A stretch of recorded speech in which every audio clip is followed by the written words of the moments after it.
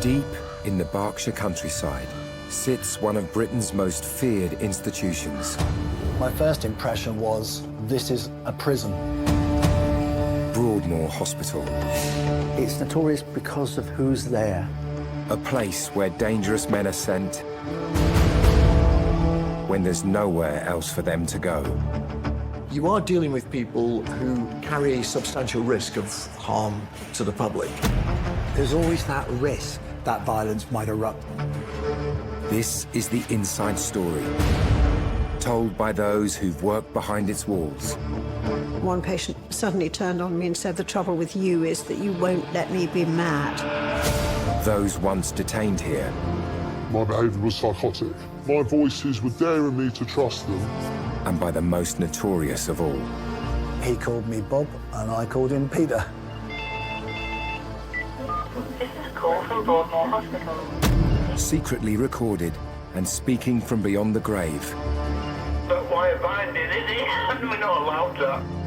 They're paranoid about everything. You'll be surprised. You won't believe it here. This is the story of how to contain Britain's most dangerously unwell. I think everybody who works in Broadmoor is aware of the possibility of attack.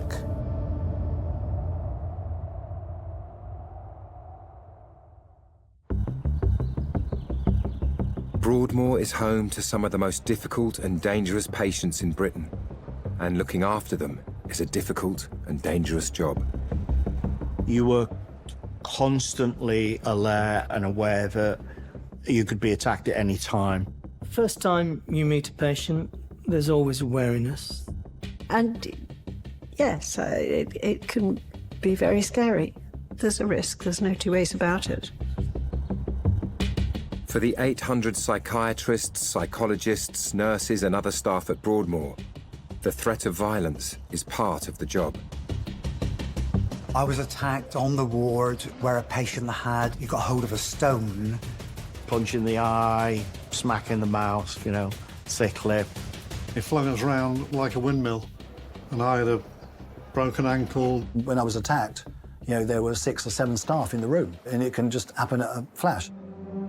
Broadmoor staff are trained to spot the warning signs when it's about to kick off. And that's the trigger points that you always watch out for. Somebody walking down the corridor and they're clicking their fingers. That's their trigger. Something's going to go off. So you try and get in there quick.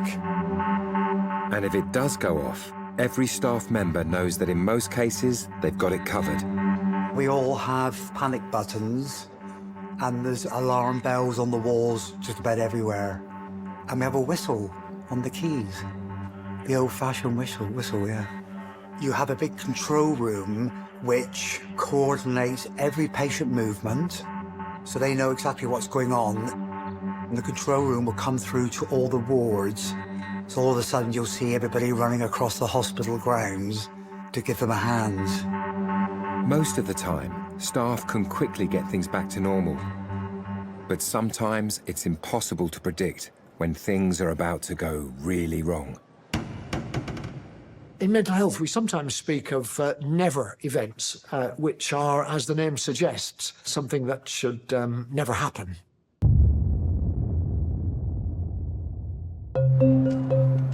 One such never event would rock Broadmoor in 2004, when staff received one of their most complicated and disturbed patients, Peter Bryan. Brian was born and brought up in East London.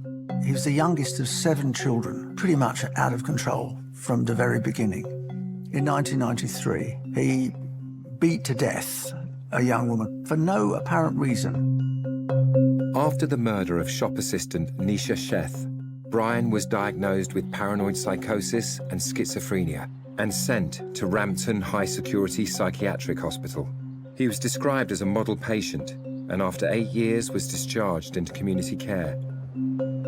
But far from being rehabilitated, in 2004, Brian went on to commit an even more unthinkable crime. A friend called Brian Cherry, whom he not only killed brutally, but also dismembered and fried his brains. The quote that Peter Bryan gave was, "I ate his brains with butter. It was really nice." It's a truly chilling remark. Charged with murder, he ended up in HMP Belmarsh, but after assaulting staff and setting fire to his cell, he was sent to Broadmoor. He was first placed on the Luton admissions ward, where staff dealt with unknown and unpredictable new arrivals. Former Broadmoor nursing assistant Neil Wheatcroft was working on the ward at the time. It was buzzing all day. It was like you just don't know what's going to happen. And the next minute you're on the floor, scrambling around with a young patient who's 10 times fitter than you. One of the difficulties that staff at Broadmoor have to confront is the fact that they don't really know what's driving the patient in front of them. So they have to be very alert, very watchful. This is a new person who you don't know very well, and it's a person who already has a lot of difficulties, who is moving into a strange environment, which they might find very distressing and provocative. So concerned were staff about Brian's violent behaviour in Belmarsh, they put him straight into Luton Ward's seclusion room, reserved for the most disruptive new patients. Brian would have killed anybody. And it could have been one of us where we might have been alone with him long enough to be attacked, and I don't think he would have done. Peter Bryan was quite unstable when he first was admitted to Broadmoor. He was still experiencing delusions and hallucinations. Already on Luton Ward when Brian arrived was Richard Loudwell, a sex offender who had raped and killed an 82-year-old woman. He'd been bragging about his crimes to other patients, a taboo at Broadmoor. Certainly when people first come in, they don't talk about their offences except staff. And some may never talk to people other than staff. I didn't talk to other patients about my crimes, and I didn't talk to them about their crimes. Loudwell, according to some, was one of the most unpleasant people in Broadmoor, who was always making everybody miserable. Horrible little man. Brian remained in the seclusion room for 4 days before he was released onto the main Luton ward. He performs well under mental health treatment. Easy to deal with, isn't foaming at the mouth, just kind of quiet, holding it in. The psychosis is so deep within him, which makes him that much more dangerous, that much more extreme, and potentially that much more violent. Brian's unpredictable mental state was about to prove deadly.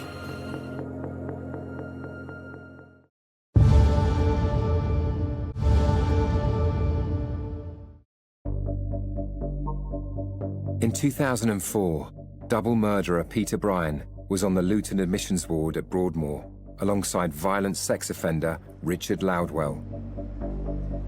10 days after his arrival at Broadmoor, Bryan followed Loudwell into an empty dining room where he violently attacked him.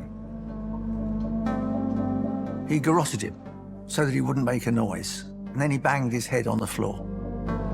It would be several minutes before the ward staff were alerted to the sound of Brian's assault. They went rushing in to help Loudwell, but it was too late.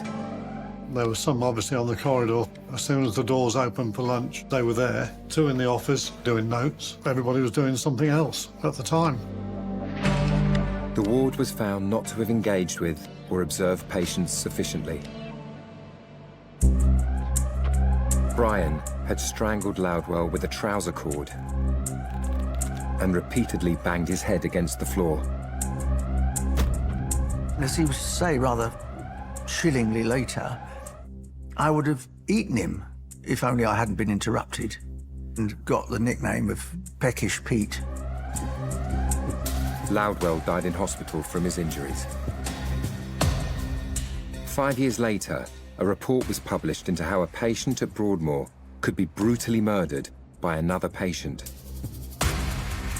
We were under the spotlight, for sure.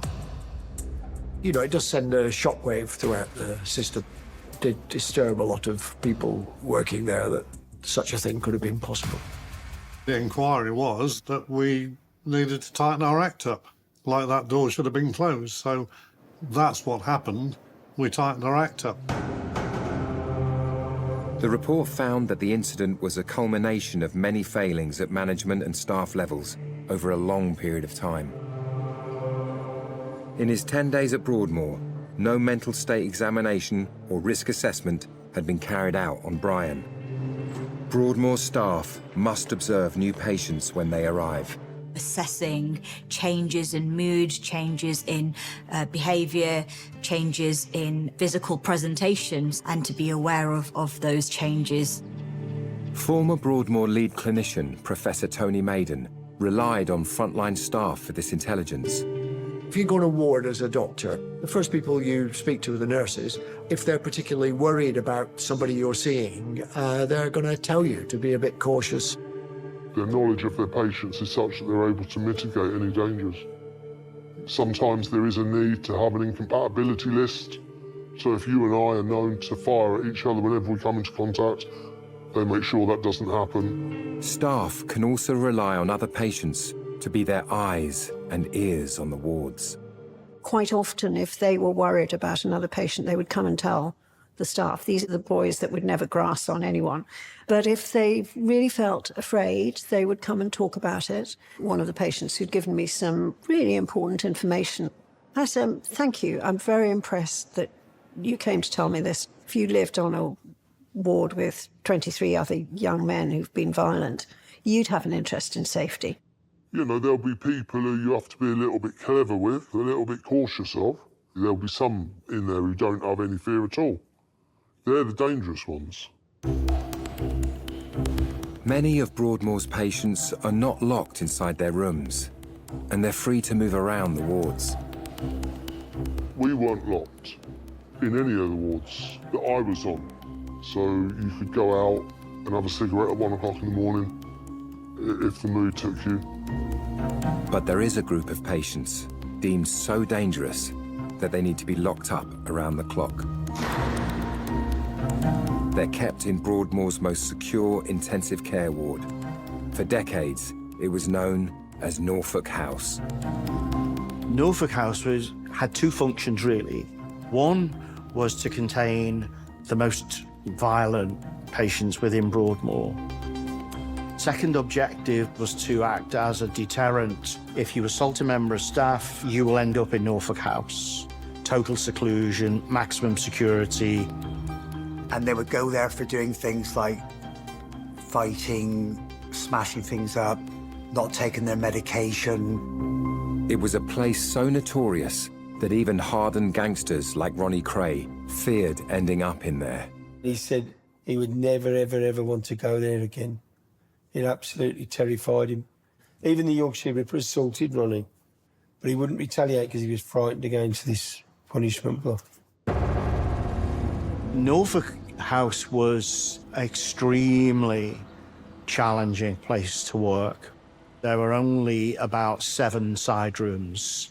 There were 2 doors, so there was an outside cell door and there was an inside door. The rooms would be very Spartan indeed, about 8 foot wide by 6 foot long. So there was no natural light other than a tiny grill at the top. There would be a mattress on the floor, no bedding, chamber pot, and that would be it. All of the patients in those rooms were only ever taken out 1 at a time. So you would have 6 staff to 1 patient at any one time, and they would be allowed maybe 20 minutes exercise. Some of the men here would endure this regime for so long that they would stick in the minds of staff for years to come. There was a patient, his name was John Silver, but he was nicknamed Long John because he was 6'9", and he was something of a legend within the hospital.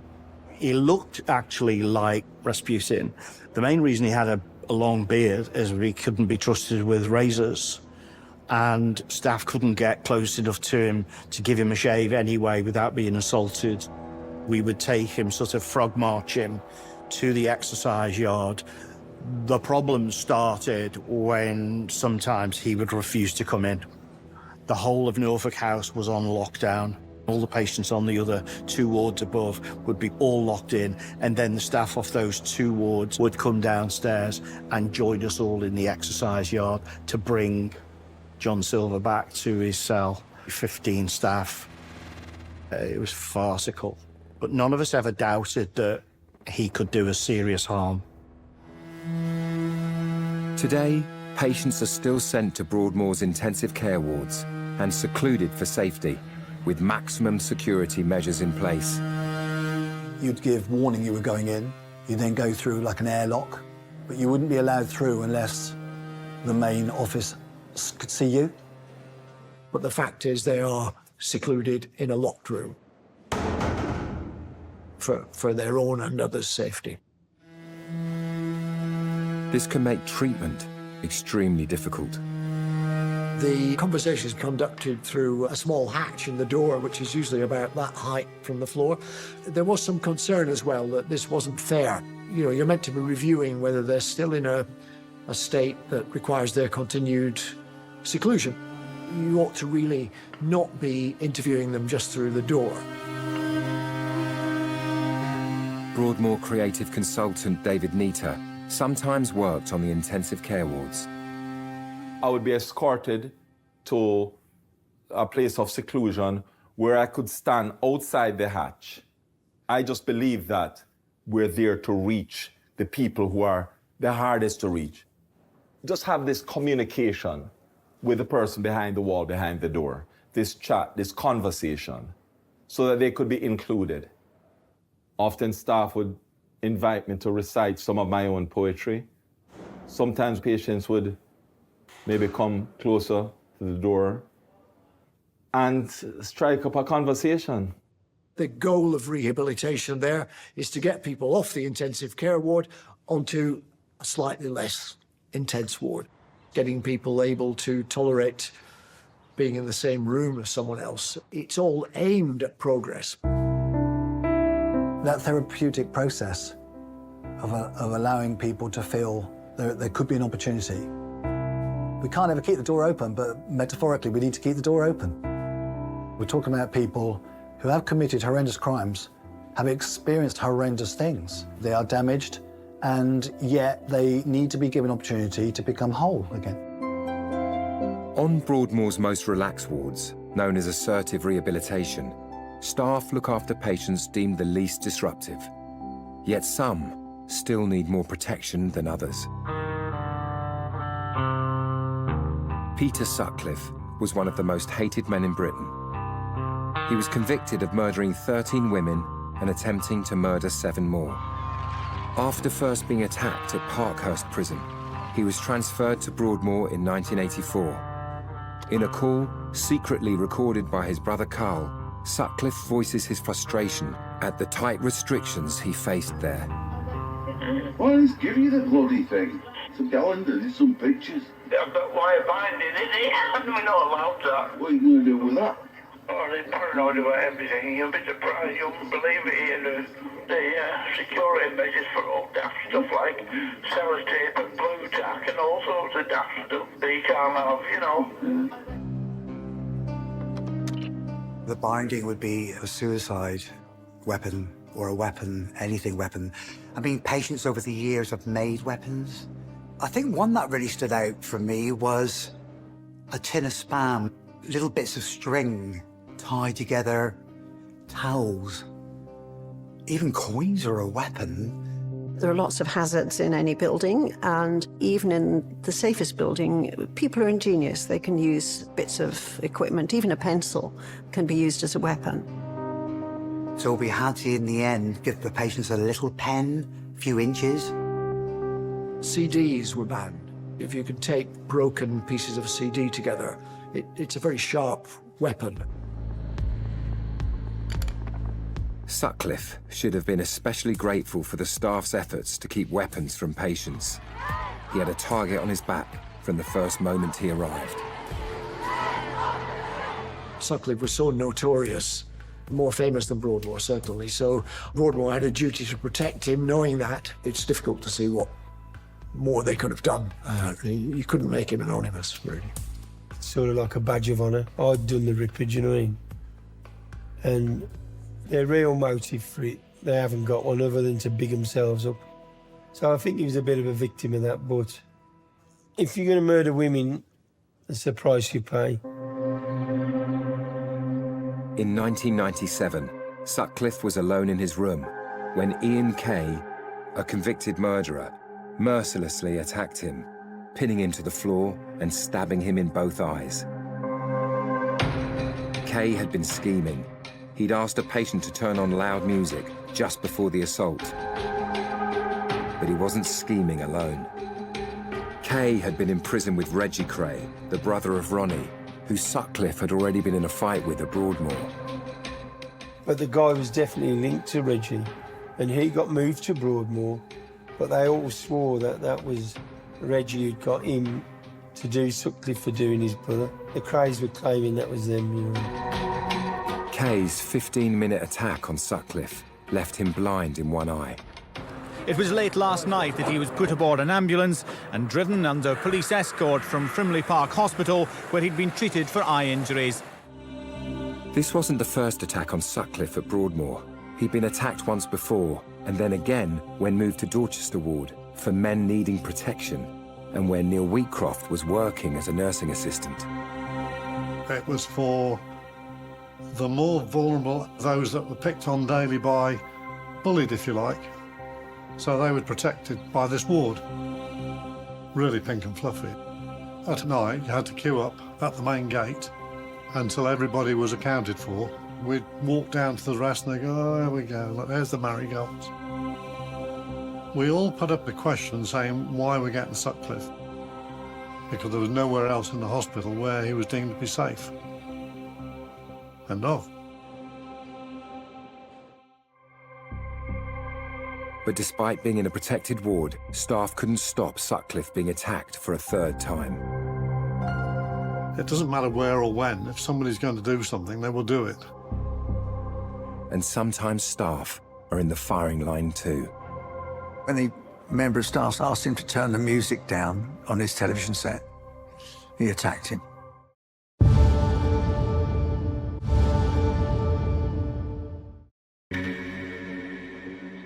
Working at Broadmoor, home to some of Britain's most dangerous and mentally ill men, staff are trained to expect the worst. I think everybody who works in Broadmoor is aware of the possibility of attack.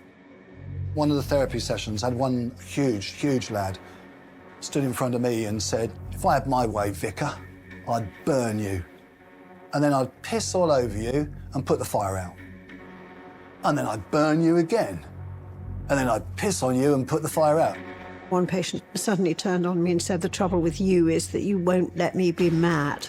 But another man said, I think I'm going to kill you now. And I could see that he meant it at that particular moment.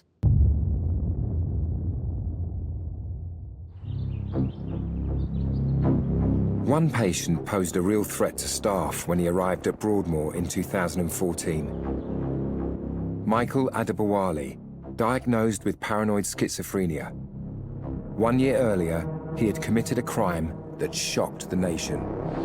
This footage shows the pair pacing around the body they've pulled into the middle of the road.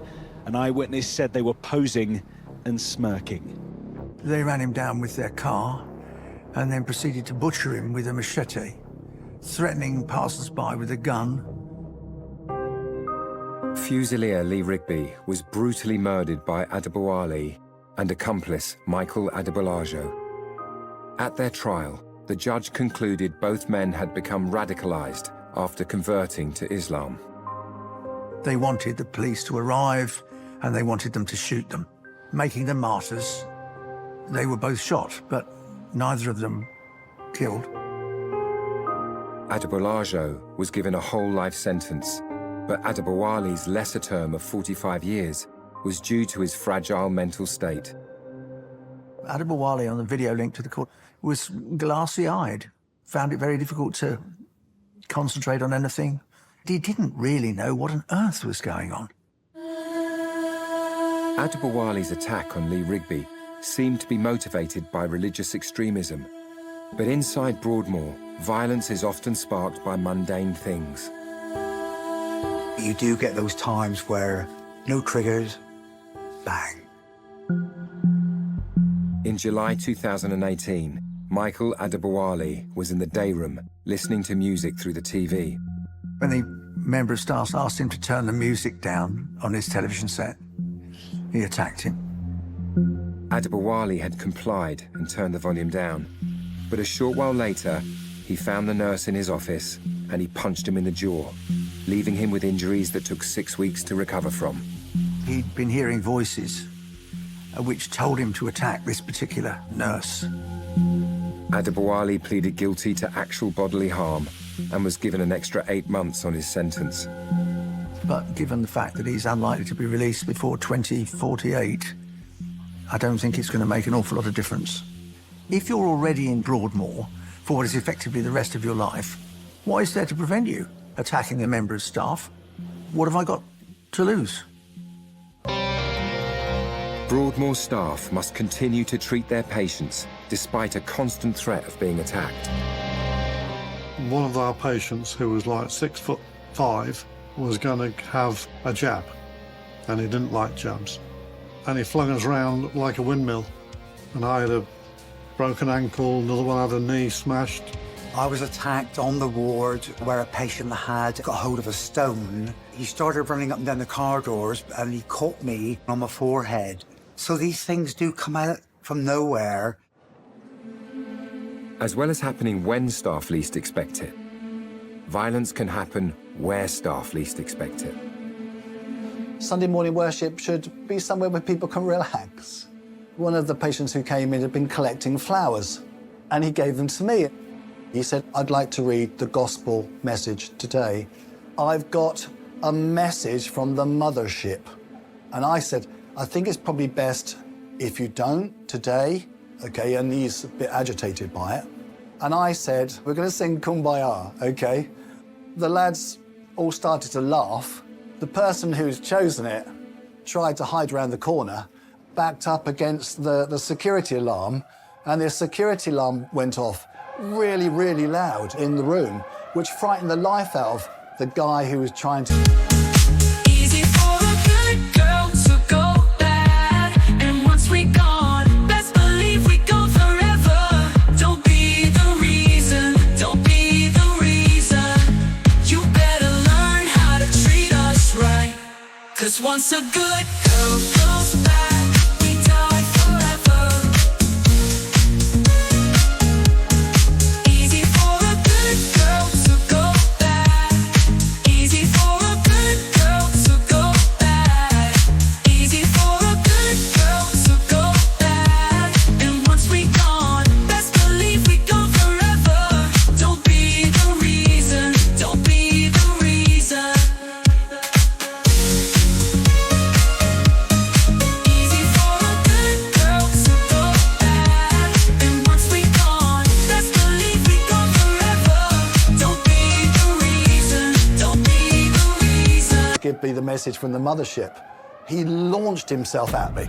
He hit me in the face with a big black eye and nose all over here and whatever. When patients become violent, some of Broadmoor's frontline staff are trained to follow a strict protocol of restraint. Well, it's called therapeutic management of aggression and violence, and it used to be called control and restraint. Different holds, if that wasn't done properly, will break bones. And they introduced it because lots of people died in restraint. And when faced with armed patients, more specific training is needed. Shield work. So if somebody had a weapon where you had somebody leading the shields, and the idea is to prevent that person from being injured. So you go in with the shields and the person would be up against the wall, and then other staff can come in on each side and take away the weapon. Every Broadmoor staff member is taught what's known as breakaway training. Stuff like what to do if someone grabs hold of your hair, wrist and things. How to break away if somebody comes through your throat. First thing to do when you walk into a room is know where the alarm is, and always sit nearest to the door. It's about using those skills to de-escalate the whole situation. Your posture when you're talking to somebody, keep calm, let them do the talking or shouting, and come in when you feel the time's right. The best advice is just to get out as fast as you can. The doors in the rooms open outwards just by pushing. The therapy rooms have also been designed to ensure staff are safe in their one-to-ones. In the particular unit where I worked in Broadmoor, all the doors were glass. The staff could see us at all time if there was any problem. Now that creates a different kind of problem because these were young men beginning to deal with their difficulties, and sometimes they'd break down and cry, and that's not something that one young man wants another young man to see. Sometimes in group sessions, we'd actually paste paper across the top part of the glass so that faces couldn't be seen, but the staff could see all the bodies sitting in the room, and if suddenly the pair of legs was missing or something, they could come in and check that everything was okay. Former patient Joshua remembers how staff used humour to deal with him. They get you out of bed at 8 o'clock in the morning, and there was this one down. I said, no, I'm not getting up this morning. 3 of them turned up, and they were having fun. They got hold of the mattress, and they picked the mattress up, dragged that off onto the floor, and in the end, I'm like, yeah, all right, you're not dragging me out there, and no clothes. They had their own way of getting their own way, and they did it in a nice, kind way. It wasn't so much what they said, it was how they said it. And it wasn't necessarily what they did, but it was how they did it. One of the most serious incidents that can occur is a hostage situation. The alarm bells went. In the dining room, 2 patients were having a good dust-up, and I was in the second team. We took a patient to a seclusion room. Number 3 is always the head person, gives the directions, and I said to number 1, leave the room, and they shot back out the room. Number 2, leave the room, and that person made an exit, and the door closed, and I'm still in there. And I heard somebody shouting out, Paul's still in there. And the door was opened. All the staff went back in. I had to restrain the patient again because he was up on the bed then, ready to attack me. I just sat for an hour with my charge nurse, just, what happened there? The person didn't realize I hadn't come out, and the door shutting, that automatically makes you a hostage. And I still have my moments with that at 3 o'clock in the morning. I feel like I've had 50-odd years, what I would call in the layperson's terms of drip-feeding trauma. And some people survive that and some don't, because you come across things that you wouldn't dream of observing. It's a Pandora's box, isn't it? What you don't deal with, it'll come back. It'll come back. Broadmoor staff have to tread a careful line between control and care. But in the past, control has turned into abuse. Colin Byrne remembers an example of this when he was a student nurse at Broadmoor in the late 1970s. The black aspirin referred to a practice of deliberately beating a patient up by kicking them. So they'd be knocked to the floor. The staff wore black shoes or boots, which were often highly polished. So when the patient was rendered unconscious or in a state of complete subjugation, you could often see on their naked bodies black marks all over them. That's why it was called the black aspirin. Colin observed other mistreatments of patients at Broadmoor. The wet towel treatment was a way of rendering the patient completely submissive without leaving any marks at all on them. A bath towel, completely soaked in water. And then it would be wrapped around the patient's neck. So as you twist the towel, you slowly restrict the oxygen flow to the patient's brain until the patient became less and less conscious. And then it could be released at any point, and therefore the blood flow would return and the patient would come back. It was used as a way of controlling them. And the added advantage of having the wet towel was that it left no marks, there was no bruising, nothing to show. At their most extreme, staff's attempts to subdue out-of-control patients have proven fatal. Over a period of 7 years in the 80s and 90s, 3 patients at Broadmoor died after staff injected them with sedatives. The first was Michael Martin in 1984 at the age of just 22. The smiling young chap of early family photographs was diagnosed schizophrenic when he was only 15. By the time he was 18, he was in Broadmoor High Security Psychiatric Hospital. He died there last summer, alone in a locked room after being forcibly restrained by 5 staff and injected with high doses of a barbiturate and another sedative following an argument with another patient. He'd choked on his own vomit. Just 4 years later, in similar circumstances, Joseph Watts died, followed by Orville Blackwood in 1991. Orville Blackwood died in an isolation room at Broadmoor Top Security Hospital soon after being injected with drugs intended to sedate him.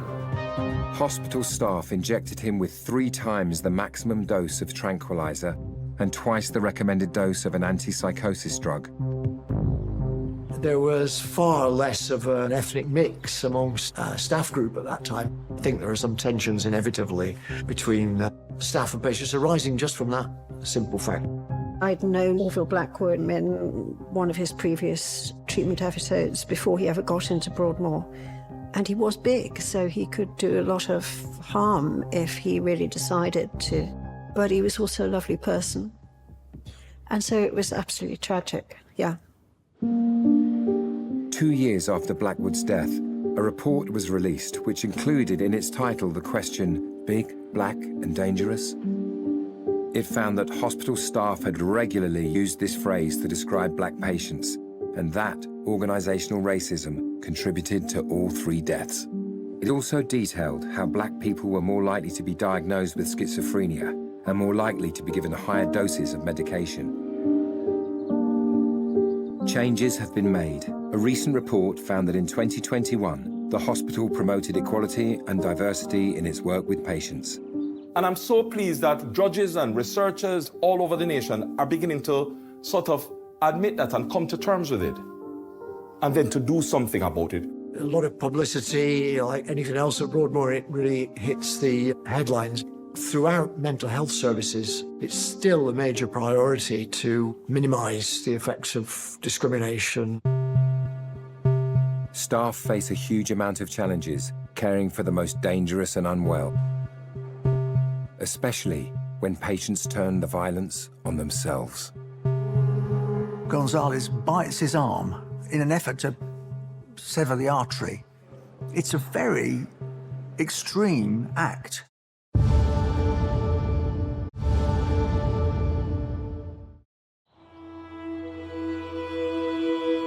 Sometimes the biggest threat to a patient at Broadmoor is from himself. The more you put a person who self-harms in a restricted environment, the more likely they are to escalate the self-harm. It's a very, very difficult problem to manage in a secure setting.